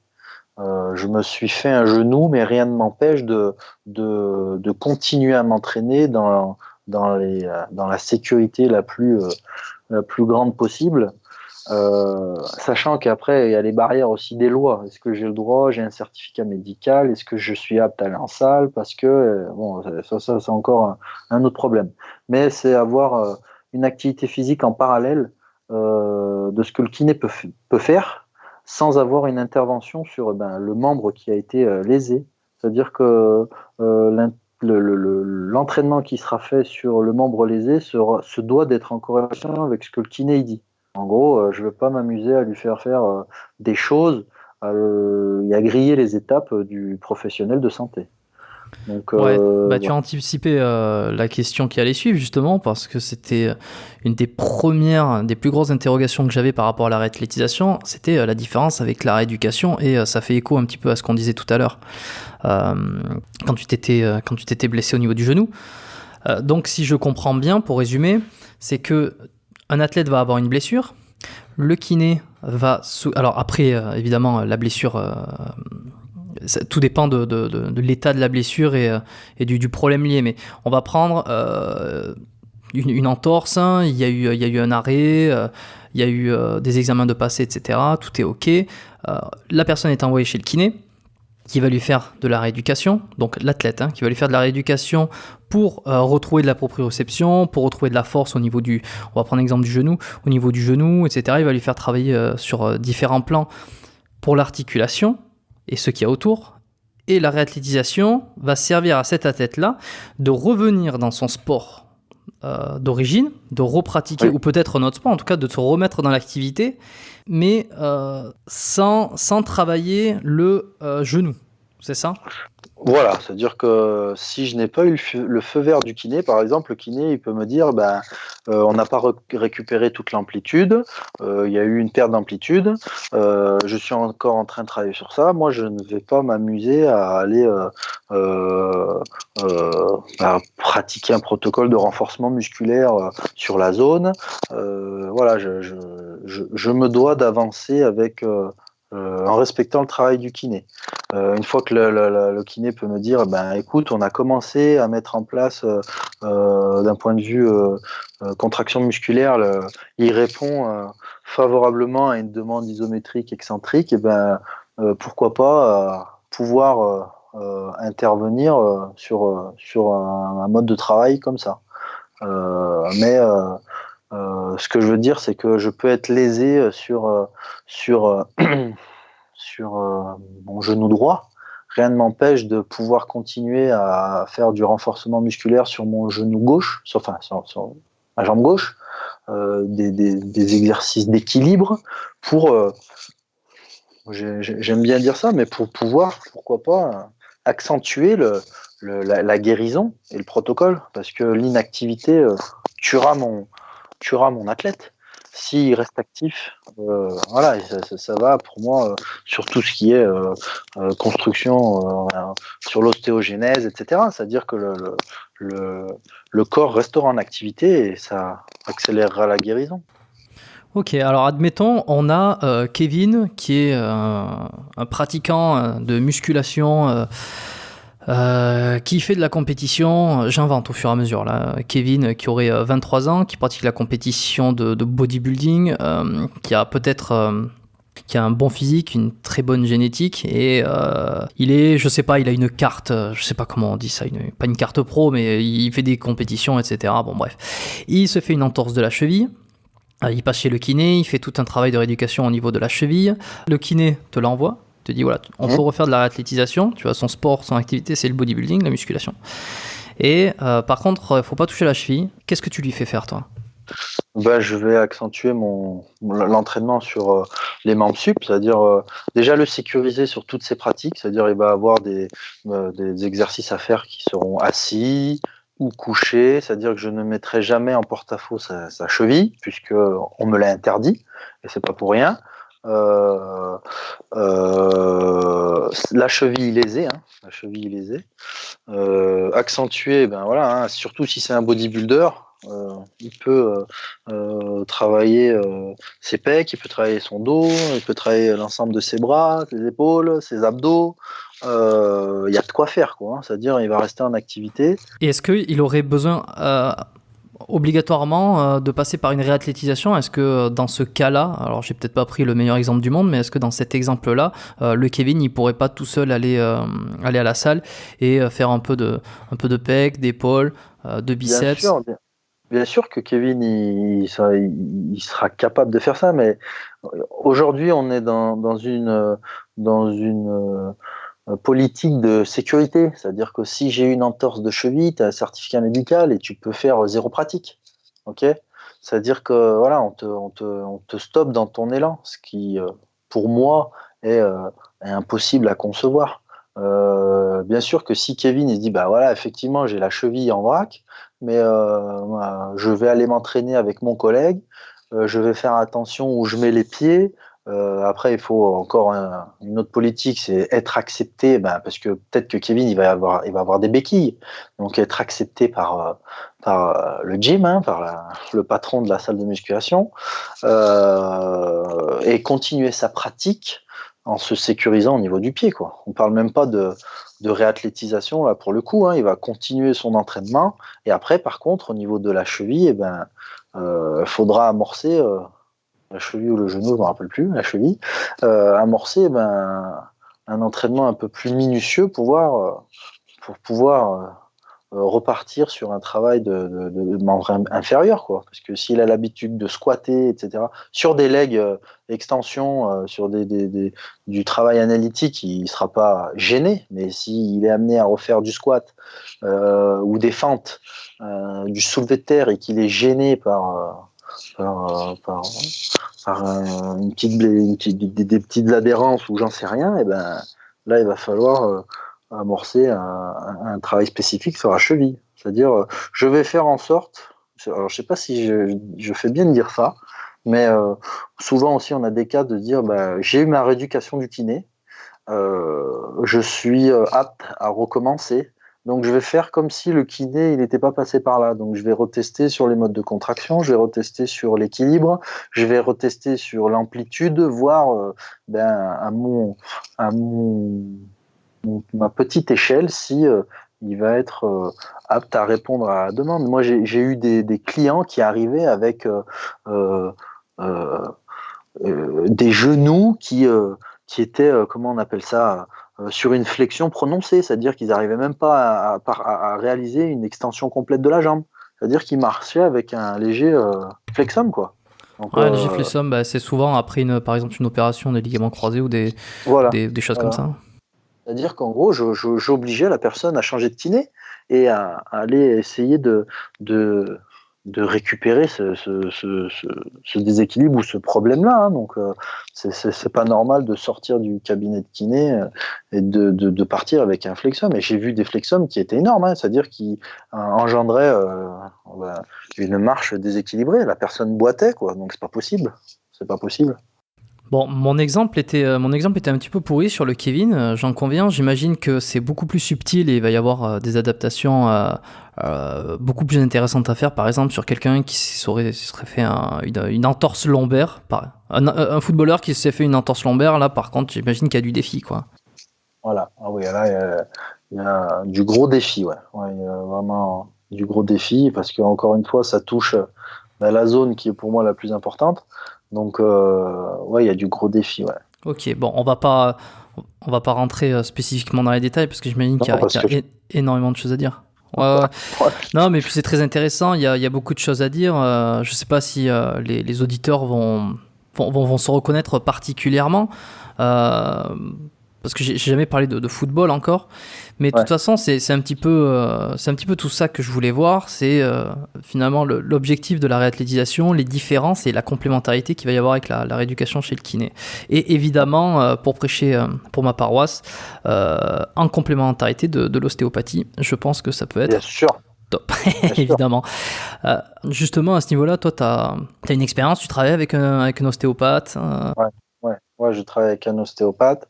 Je travaillais avec un ostéopathe sur la région lyonnaise. Enfin, j'ai eu des séances d'ostéopathie sur la région lyonnaise. Après, sur Marseille, j'ai changé. J'étais obligé donc du coup d'essayer de trouver un bon ostéo. Et à la suite de ça, ben oui, j'ai envoyé de certains athlètes sportifs ou même clients lambda. T'essayes d'avoir une collaboration. Ouais, c'est important. Et qu'est-ce que tu as trouvé d'intéressant de collaborer avec un ostéopathe? Est-ce que c'était pour des post-blessures? C'était pour des douleurs? C'était pour de la posture?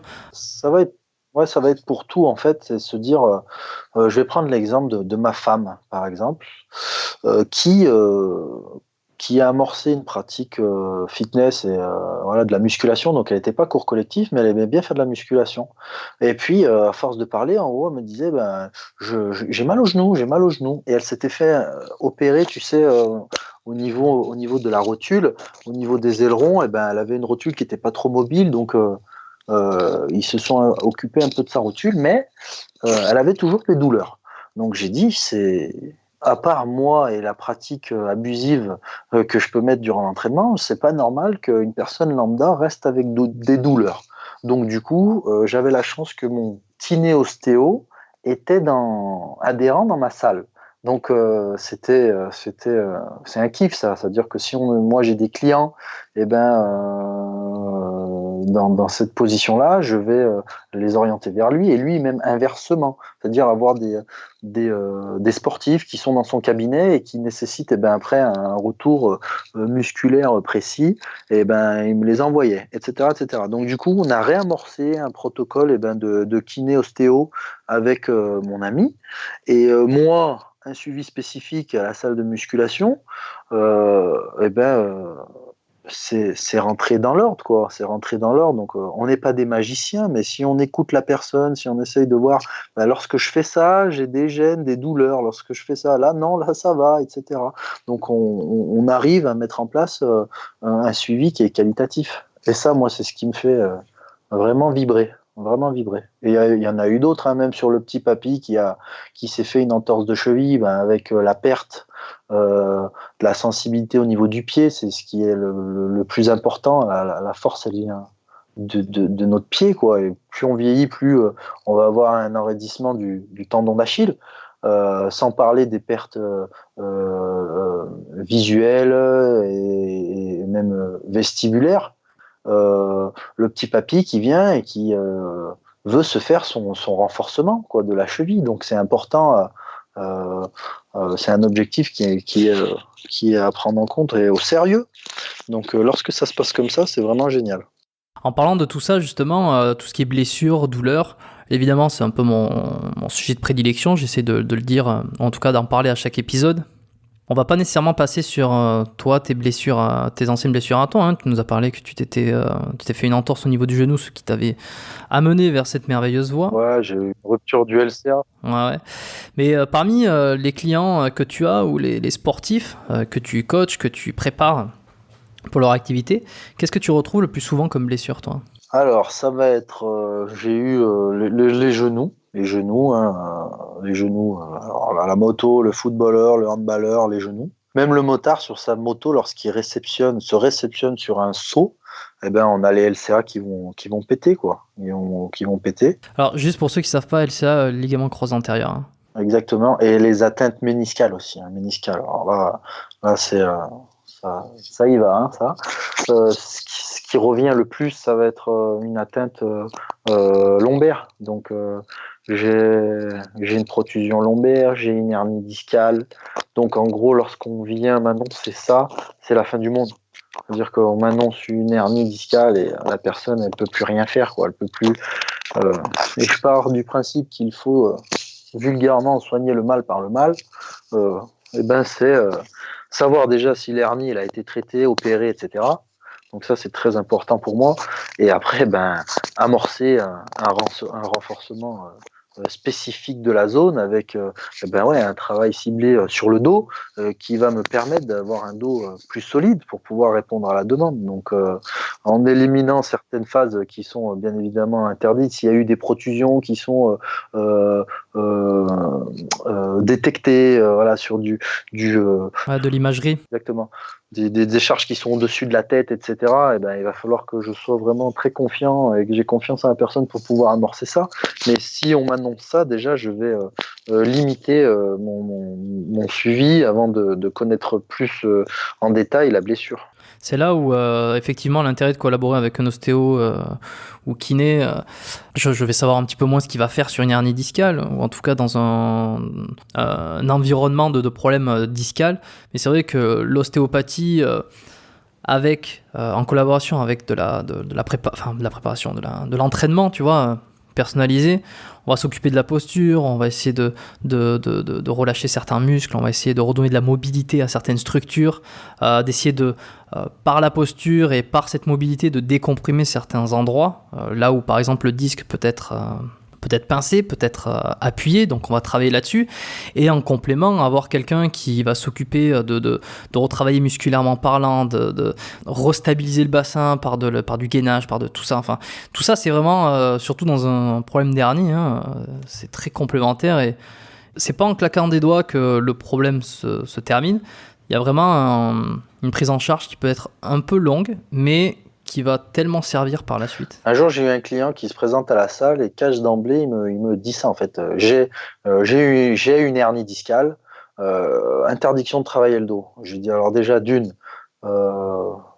sais pas que j'aime pas que l'on m'annonce ça comme ça, mais en gros, j'ai dit t'as une hernie discale, mais t'es pas handicapé quoi. Et au bout d'un an, il est revenu me voir. Donc on a amorcé, on a sympathisé, hein, on a amorcé des programmes, une programmation mais basique pour après la faire évoluer. Ben voilà. Mais au bout d'un an, il est venu me voir, il me dit tu te rappelles la première fois que tu m'as reçu? J'ai dit non, mais bon, j'ai dû être un peu cru parce que je savais qu'il avait son problème de dos. Il m'a dit ben aujourd'hui j'ai plus mal au dos. Donc j'ai plus mal au dos. Donc en gros, au lieu de se cacher derrière ça, de dire ben j'ai une hernie discale, je dois plus faire. En amorçant un renforcement spécifique qui est, comme tu l'as dit, long, mais important, on arrive à faire de belles choses, hein, de belles choses. Avant de passer aux 3 petites questions de fin, j'aimerais que tu nous racontes un peu ton expérience, parce que j'ai noté que tu as été préparateur physique donc pour la sélection arménienne de handball. Handball. Pardon. Handball, tu vois, je fais l'erreur que tout le monde dit qu'il faut pas faire et tout le monde croit qu'il ne fait pas et je suis le premier à le dire aussi, je suis tombé dedans. Donc comment ça s'est passé, comment c'est arrivé ça et surtout moi ce qui m'intéresse c'est les plus grands défis que tu as eu au sein de cette expérience. Alors, c'est vrai que ça a été une expérience pour moi qui était énormissime, sachant que la sélection arménienne de handball, c'est rien quoi, je pense qu'aujourd'hui, elle a même été dissoute, mais à l'époque, c'était un sacré défi. On évoluait en catégorie C, donc c'est-à-dire qu'on n'est même pas éligible au JO, on n'est même pas éligible à l'Euro, on est éligible à rien. Il faut gagner des points pour pouvoir monter dans le classement, etc. Donc j'ai fait mon année de BP Force, du coup, mon BPGS Force, et en fait, j'ai dû partir 5 ou 6 mois après. Donc j'ai eu la chance d'avoir, par le biais d'un ami qui est arménien et qui jouait au handball, qui avait été sélectionné dans l'équipe. En gros, il m'a dit, bah voilà, j'ai déjà eu une expérience internationale avec le groupe et ils sont en train de se structurer d'un point de vue staff médical et puis professionnel voilà, sur la préparation physique. Donc, est-ce que ça te dirait? Si ça te dit, donne-moi un CV. Donc, à partir de là, ça s'est amorcé. Donc j'ai eu la chance d'aller en Arménie, de rencontrer des petites nations, mais la Jordanie, qu'est-ce qu'on a pris encore comme équipe bon bref, on a eu aussi le groupe B russe, donc on était sur des belles nations, et c'est une fierté de pouvoir porter le blason d'une sélection internationale, d'entendre vibrer un hymne, même si il ne me touche pas au fin fond de moi, mais j'étais arménien, quoi, donc c'était rigolo. Et à l'époque, j'avais demandé un peu à ceux qui s'occupaient de moi, mon formateur principal, hein, et un deuxième. Et en gros, j'ai dit, ben voilà, il m'arrive ça, comment je peux répondre à la demande, quoi, qualitativement. À l'époque même, c'était Arnaud Haïs qui était responsable des préfaux France au niveau handball en termes de préparation physique, qui m'avait dit, donc déjà, c'est une expérience à prendre, donc il va falloir la saisir. Et je partais là-bas, il m'a dit, si tu pars là-bas, fais en sorte de ne blesser aucun joueur. C'est-à-dire qu'en gros, il m'a dit, ne va pas pour démontrer que tu connais plein de choses, parce qu'on n'est pas dans une phase de développement au niveau des athlètes. Ils partent pour un tournoi, donc du coup, fais en sorte de ne blesser aucun joueur. Donc voilà, j'ai eu, je crois, une dizaine de sélections. C'était assez kiffant, quoi. Assez kiffant. Avant de conclure cet épisode, j'ai pour habitude de poser 3 petites questions à la fin.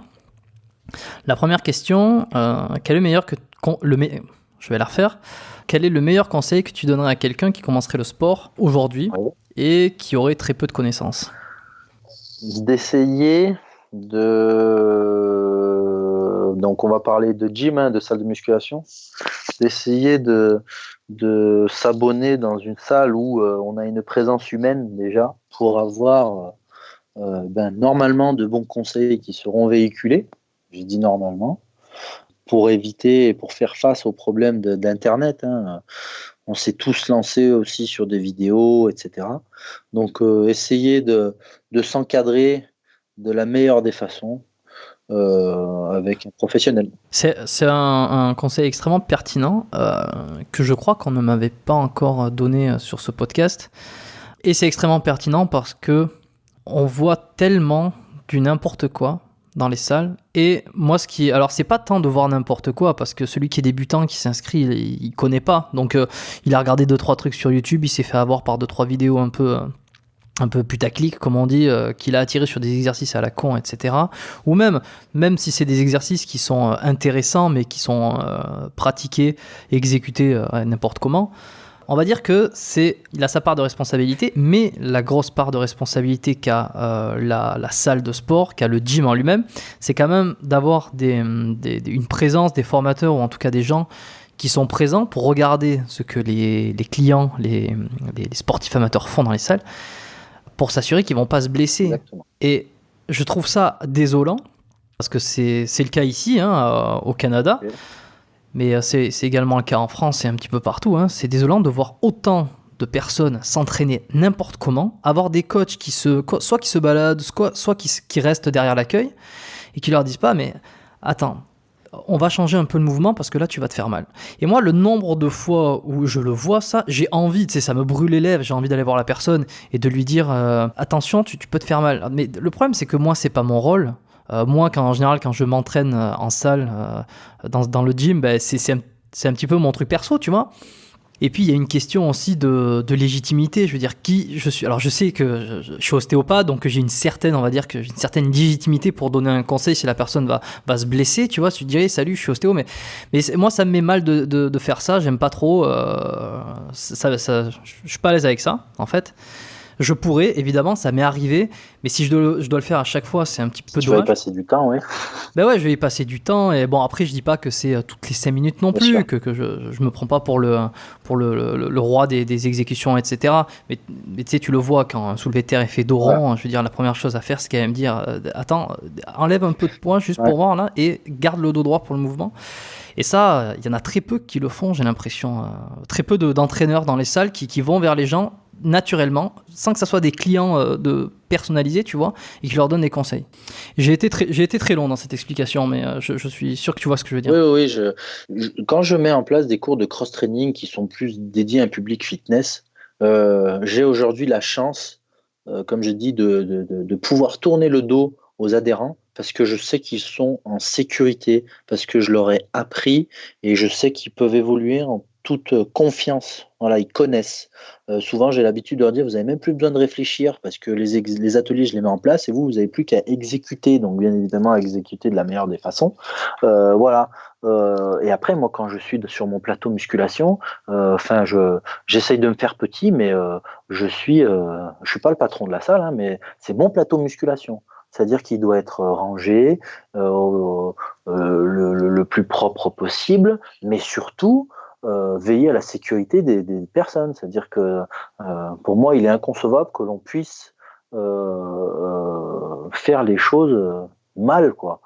Si je reçois une personne qui est débutante, je vais lui accorder plus d'attention, ou je vais faire en sorte que d'avoir j'ai 2-3 stagiaires au sein de la salle, donc de lui mettre une personne à disposition un peu plus longtemps. Après, on peut lui amorcer un programme qui reste aussi un programme quantitatif, mais un programme de base qui va pouvoir suivre sur X semaines. Mais même les anciens, je me permets d'aller les reprendre. C'est interdit. Ouais, excellent conseil.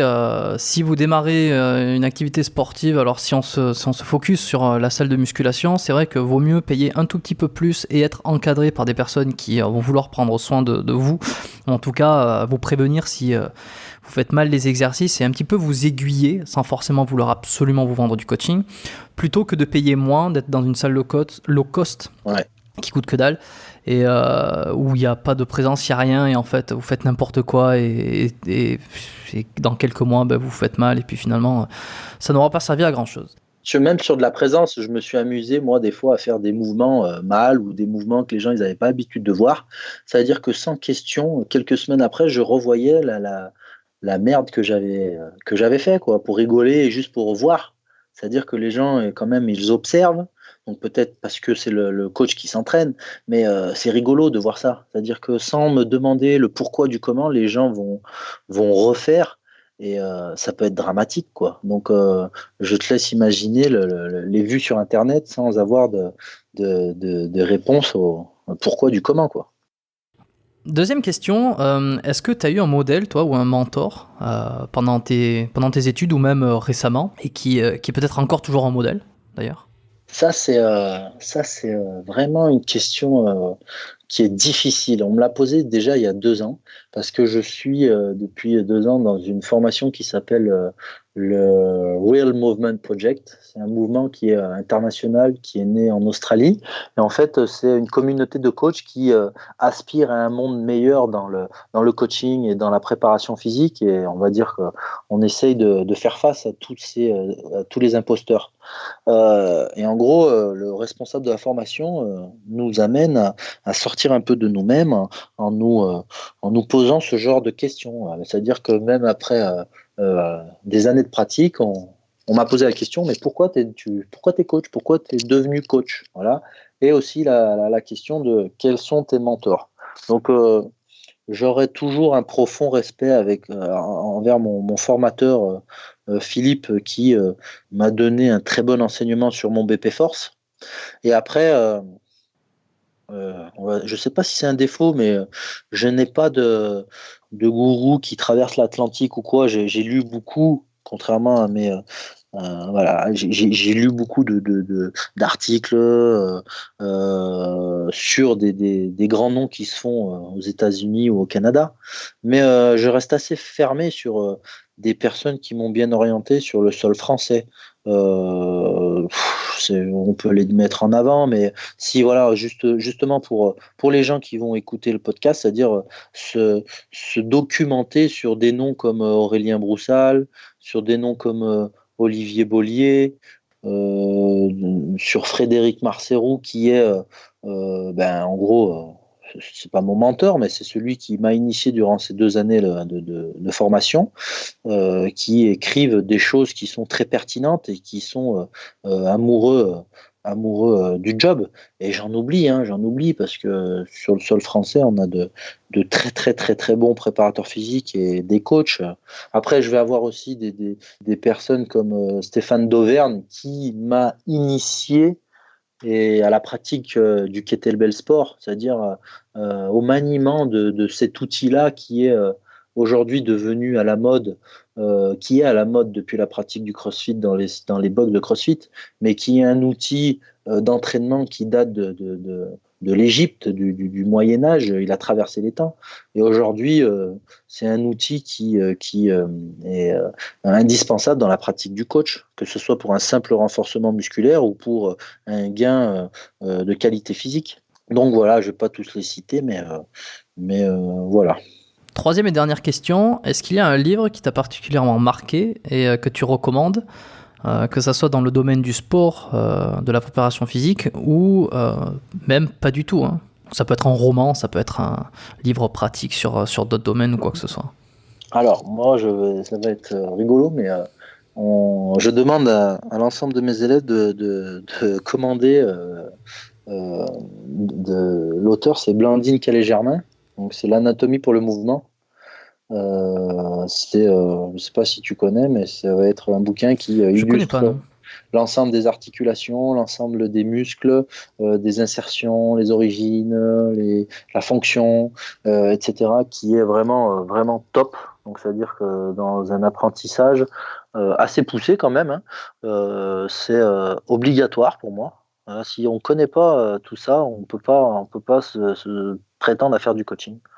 Après, on a des livres comme la Bible de la préparation physique, qui sont des livres énormissimes. Si on veut avoir de la lecture, on a Préparation physique moderne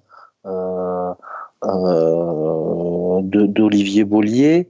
Et bien évidemment, je vais mettre en avant la maison d'édition Fort Trainer, parce que ça fait quelques années maintenant qu'ils essayent de mettre en avant justement nos auteurs français, comme tu l'as très bien cité sur la méthode cross-training, etc. Ouais, on a discuté hors enregistrement tout à l'heure. Voilà. Ouais.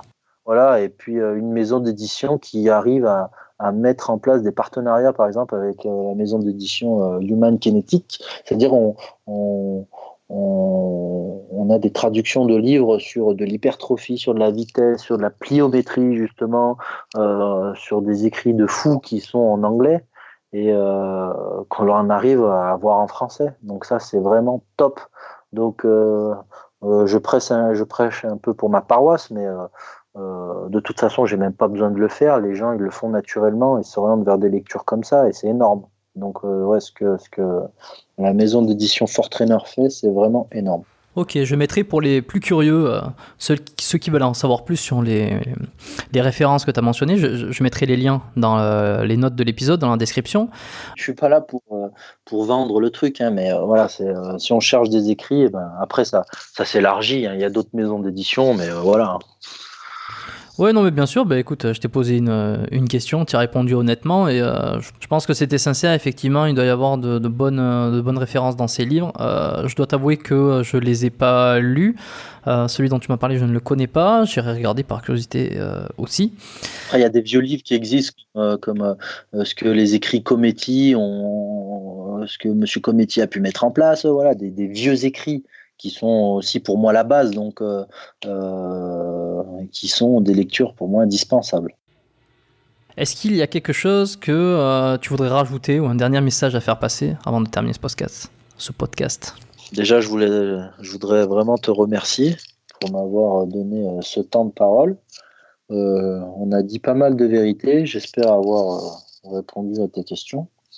Et puis, non, je reste quelqu'un de juste et sincère dans ma pratique. J'espère véhiculer encore des années mon savoir et puis ma passion ainsi. Et puis voilà quoi. Donc, je suis vraiment très content d'avoir fait ce podcast avec toi. Et en espérant te rencontrer en février.